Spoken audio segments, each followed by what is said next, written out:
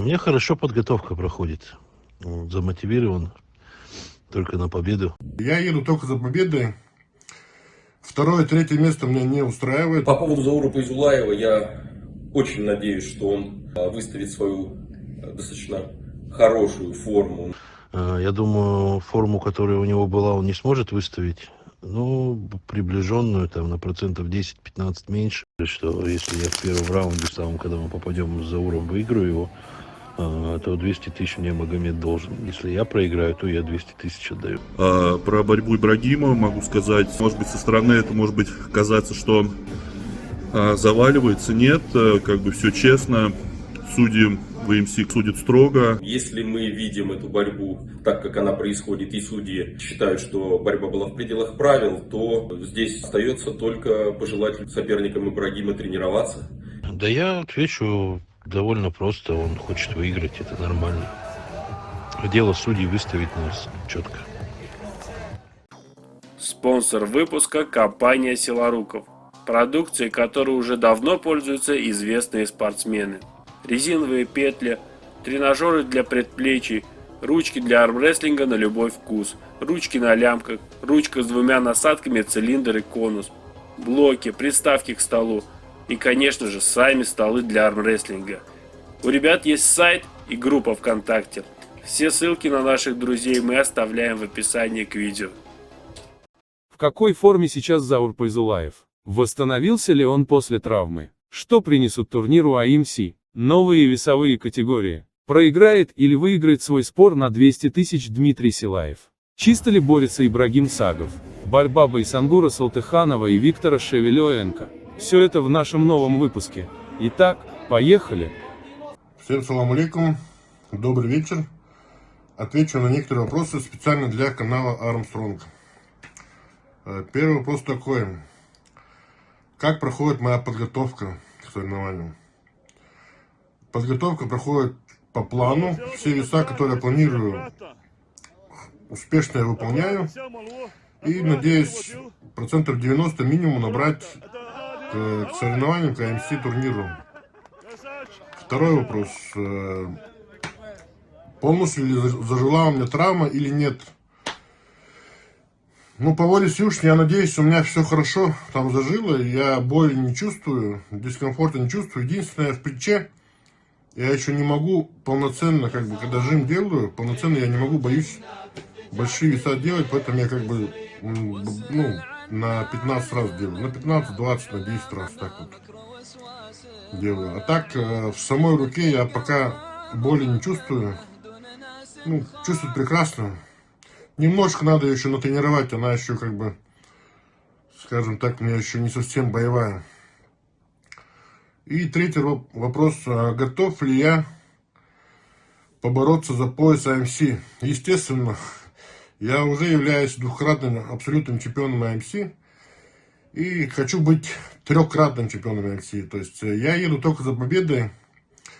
Второе, третье место меня не устраивает, я только еду за победой. Поэтому пусть мои соперники лучше тренируются. Виталику и Диме Силаеву передаю привет. Я знаю, что они уже пашут вовсю. Я тоже на месте сижу. Так что пусть победит сильнейший. Удачи на соревнованиях.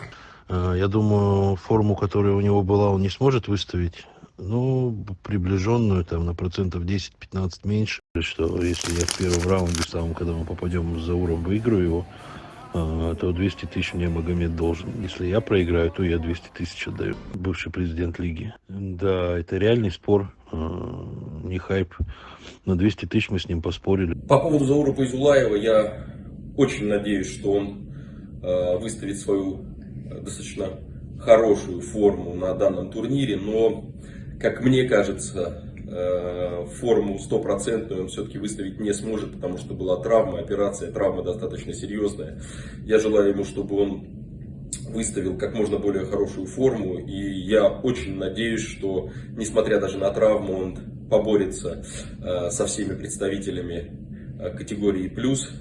Вот. И да, я в любом случае считаю, что он претендент на чемпионский пояс в абсолютной категории. Фавориты данной категории это и Виталий Клалитин, и Дмитрий Силаев. Хотелось бы увидеть их реальную борьбу, чтобы выяснить, кто же из них все-таки сильнее.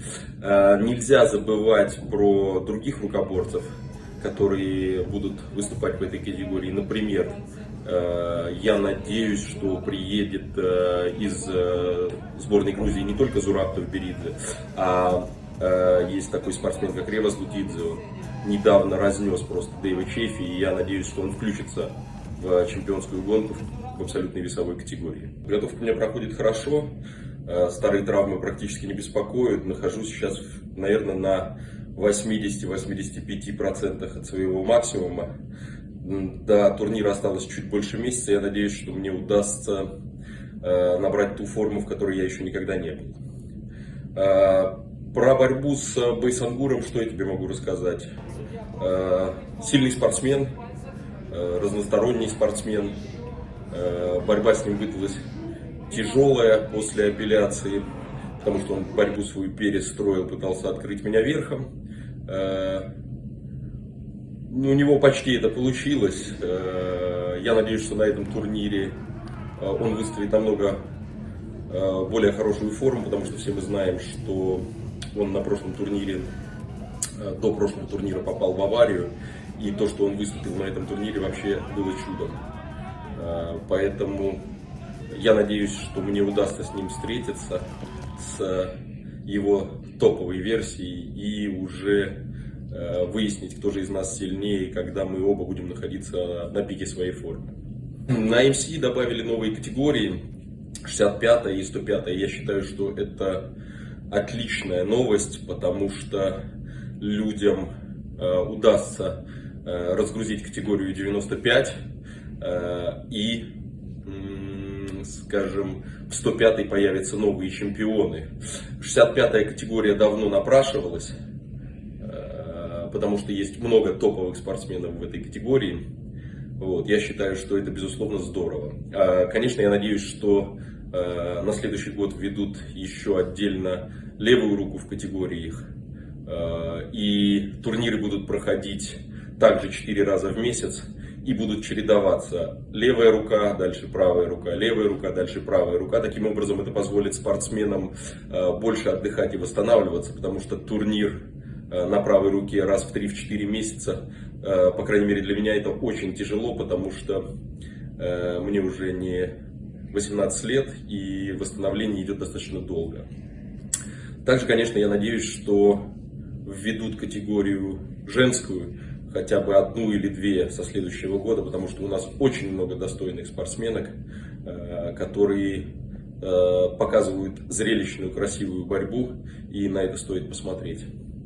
Что касаемо 2 абсолюток, я считаю, что это вообще бомба, потому что абсолютка среди средневесов будет намного более конкурентная, чем абсолютка среди спортсменов категории 95, 105 плюс, так как мы видели на прошлом турнире в категории в абсолютке, у нас есть 2-3 человека, которые претендуют на титул. С остальными они разбираются достаточно легко, могут друг другу отдать руки для того, чтобы без конкуренции пройти до финалов, до полуфиналов. В категориях же 85, 75 и 65 такая плотность, столько спортсменов, что там будут просто сумасшедшие зарубы. Это то, что я прогнозирую на данном турнире. Руслан, приветствую. Отвечаю на твои вопросы. По поводу весовой категории я еще не определился. Буду отталкиваться от собственной формы, от собственного веса, и недели где-то за 3,5 я приму решение, гонять мне вес или уже наоборот придерживаться и идти, допустим, в 105-ю категорию. По поводу участия в абсолютке, в этот раз, конечно, у меня есть желание пойти в абсолютку, потому что абсолютка будет среди категорий 85, 75 и 65 килограммов. Если форма позволит, если травмы не дадут о себе знать, то я обязательно пойду в абсолютку, потому что, да, и в 65-й не знаю, кто из соперников будет для меня угрозой, а в 75-й есть и Алан Залоев, с которым бы очень хотелось побороться, потому что Алан выносит людей из категории 95 и плюс. и Артанский достаточно сильный. Там тоже есть очень сильные ребята, которые могут людям из категории 85 доставить очень много проблем. Так что да, в абсолютку я пойду, если, конечно, если травму не дадут себе. По поводу турнира AMC, что он для меня значит? Да, безусловно, у нас в армрестлинге деньги никогда не были стимулом для спортсменов, которые занимались. Все люди пытались выиграть чемпионаты мира, чемпионаты России не для того, чтобы получить деньги, а для того, чтобы выяснить для себя, сильнейший он в итоге или нет, да, потому что вот мы ездим на чемпионат России, да, там нету призовых, но мы все равно туда ездим, и я туда ездил раз 10. На чемпионат мира то же самое, нам не платят никаких призовых, но быть чемпионом мира или в призах чемпионата мира это очень дорогого стоит. Конкретно AMC в этом плане совмещает приятное с полезным, потому что денежные призы там, наверное, на моей памяти самые большие, и это очень большая часть мотивации, но самая большая мотивация для меня это то, что если я выигрываю этот турнир, я понимаю, что да, я, наверное, лучший в мире, потому что я не знаю еще какого-либо турнира, где бы был такой серьезный состав участников, чемпион на чемпионе, там проходных поединков нет. Своим соперникам я хочу сказать, чтобы готовились с удвоенной силой, потому что я буду в лучшей форме в своей жизни. По поводу борьбы Ибрагима Сагова, что хочется сказать? Ну, во-первых, хочется сказать, что Ибрагим очень сильный и талантливый спортсмен. Да, у него есть своя техника, многим она не нравится, но я считаю, что здесь вопрос не к Сагову. Каждый спортсмен борется настолько хорошо, настолько удобно для себя, насколько им позволяют судьи. Если судьи считают, что был фол, пересечение плеча, касание плеча, как-то неправильно человек выставлен с заведенными плечами, это всегда наказывается фолом. Если мы видим эту борьбу так, как она происходит, и судьи считают, что борьба была в пределах правил, то здесь что остается? Остается только пожелать людям, соперникам Ибрагима, тренироваться, подстраиваться под его борьбу и пытаться его выиграть. Потому что, я еще раз повторяю, каждый спортсмен борется в пределах правил настолько, насколько ему позволяют судьи. И если кто-то из соперников не согласен, он всегда может подать апелляцию, отсмотреть видео на турнире AMC. Каждому спортсмену предоставляется возможность посмотреть видео, аргументированно подать апелляцию, и судьи всегда смотрят и выносят справедливый вердикт. Про борьбу Ибрагима могу сказать, что он борется честно, к нему никаких вопросов. У него просто очень хорошее движение, у него короткий угол, хорошая скорость, он очень сильный в своем движении. И просто по команде он входит в свое удобное положение и уже додавливает. Просто, может быть, со стороны это может быть казаться, что он заваливается. Нет, как бы все честно. Судьи в AMC судят строго, они все видят. Поэтому, если он делает это раньше, они дают фол, как это было.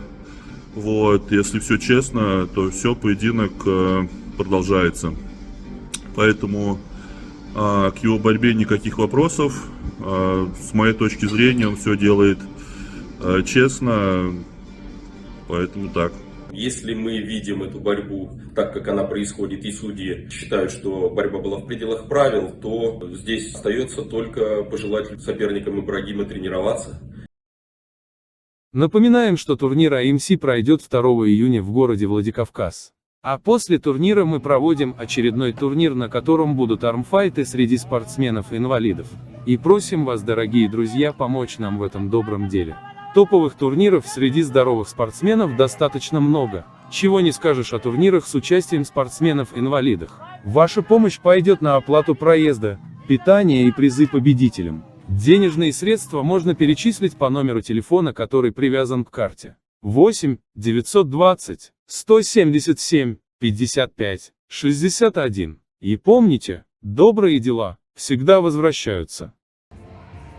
На этом все, друзья. Пишите свое мнение в комментариях, ставьте лайк, если понравилось видео, и обязательно поделитесь этим роликом у себя на страничке в соцсетях. Для вас работал чемпион мира по пара-армрестлингу Зинатуллин Руслан.